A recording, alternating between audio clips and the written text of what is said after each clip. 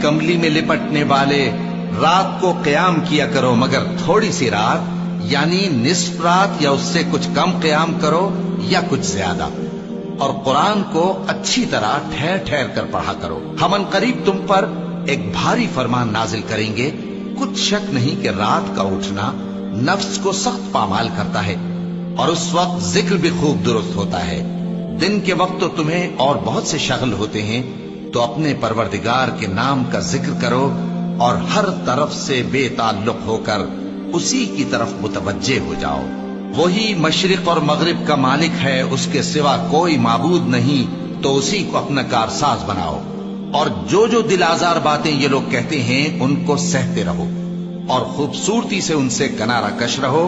اور مجھے ان جھٹلانے والوں سے جو دولت مند ہیں سمجھ لینے دو،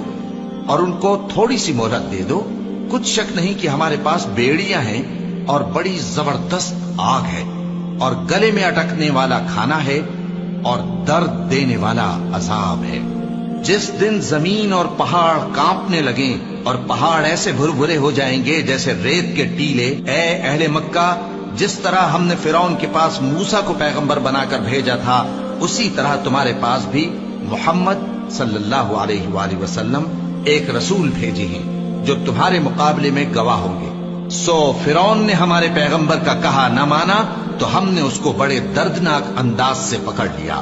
اگر تم بھی ان پیغمبر کو نہ مانو گے تو اس دن سے کس طرح بچو گے جو بچوں کو بوڑھا کر دے گا،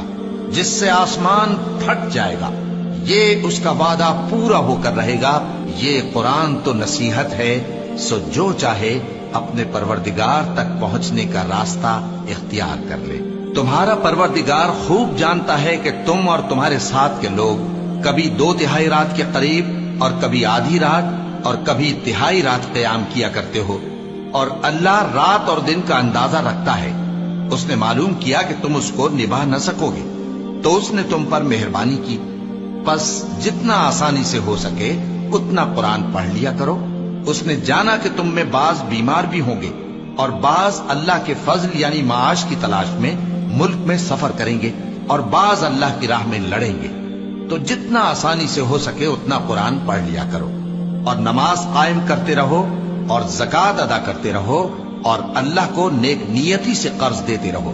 اور جو عمل نیک تم اپنے لیے آگے بھیجو گے اس کو اللہ کے ہاں بہتر اور صلے میں بہت عظیم پاؤ گے،